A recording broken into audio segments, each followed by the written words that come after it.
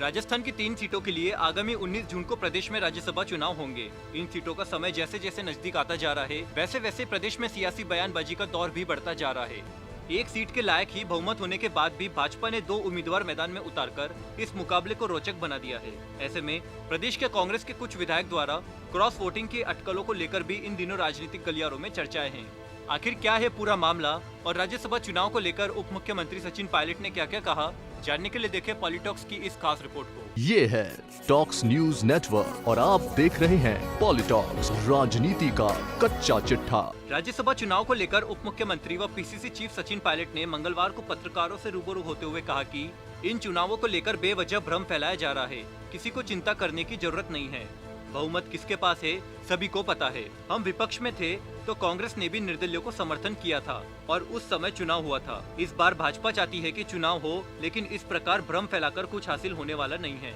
उप मुख्यमंत्री व पीसीसी चीफ सचिन पायलट ने प्रदेश कांग्रेस कमेटी कार्यालय पहुंचकर लॉकडाउन के दौरान जरूरतमंदों के लिए किए गए राहत कार्यों की पीसीसी पदाधिकारियों से जानकारी ली। इस दौरान पायलट ने पत्रकारों को बताया कि लॉकडाउन के दौरान संगठन ने सरकार के साथ मिलकर काम किया। प्रदेश में संगठन की ओर से 1 करोड़ 33 लाख से अधिक फूड पैकेट बांटे गए। इसके साथ ही 30 लाख परिवारों को सूखी राशन किट वितरित की गई और 37,55,000 लोगों को मेडिकल किट वितरित की गई, जिसमें मास्क, सैनिटाइजर, साबुन और पीपीई किट शामिल है। सचिन पायलट ने लॉकडाउन के दौरान श्रमिकों के आवागमन पर हुई राजनीति पर दुख व्यक्त करते हुए कहा कि श्रमिकों को राहत पहुंचाने के लिए केंद्र सरकार को राष्ट्रव्यापी नीति बनानी चाहिए थी। कोई ठोस नीति नहीं होने से श्रमिकों को खामियाजा भुगतना पड़ा। सुप्रीम कोर्ट की फटकार के बाद कई सरकारें जागी। राजस्थान में पहले से ही मजदूरों को घर पहुंचाने के लिए बसों की व्यवस्था की थी। श्रमिकों के आवागमन को लेकर भाजपा ने राजनीति की। प्रदेश में मनरेगा के तहत ग्रामीण श्रमिकों को मिल रहे रोजगार को लेकर पायलट ने कहा कि मुझे बताते हुए खुशी है कि राजस्थान में 50 लाख से ज्यादा लोग मनरेगा में रोजगार पा रहे हैं। इसके साथ ही इसमें करीब 12 लाख अप्रवासी श्रमिक जो कि प्रदेश में वापस आए हैं। प्रदेश में वापसी कर रहे श्रमिकों के लिए आसानी से जॉब कार्ड बनाए जा रहे हैं। देश में आज मनरेगा में रोजगार देने में राजस्थान नंबर 1 पर है। उत्तर प्रदेश जो राजस्थान से 3 गुना बड़ा प्रदेश है, वह भी इतनी संख्या में रोजगार देने में कामयाब नहीं हुआ है।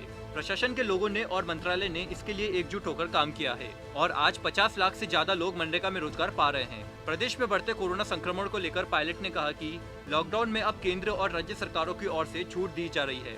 आने वाला समय जिम्मेदारी का समय है। संक्रमण बढ़ रहा है तो हमारा दायित्व है कि सोशल डिस्टेंसिंग और सेफ्टी का ध्यान रखें। सार्वजनिक स्थानों को खोला जा रहा है, इसका मतलब यह नहीं है कि इसको हम छूट माने और बेवजह घूमें। कोरोना संक्रमण फैल रहा है, वैक्सीनेशन अभी तक मिली नहीं है, इसलिए प्रदेश वासियों को बहुत अहमियत बरतनी पड़ेगी। आने वाले दिनों में हमको अगर कोरोना से मुकाबला करना है तो संक्रमण के फैलावे को रोकना पड़ेगा, जिसका एक ही तरीका है सावधानी रखें और सोशल डिस्टेंसिंग के नियमों का पालन करें। पॉलिटॉक्स ब्यूरो, जयपुर। ये है टॉक्स न्यूज नेटवर्क और आप देख रहे हैं पॉलिटॉक्स, राजनीति का कच्चा चिट्ठा।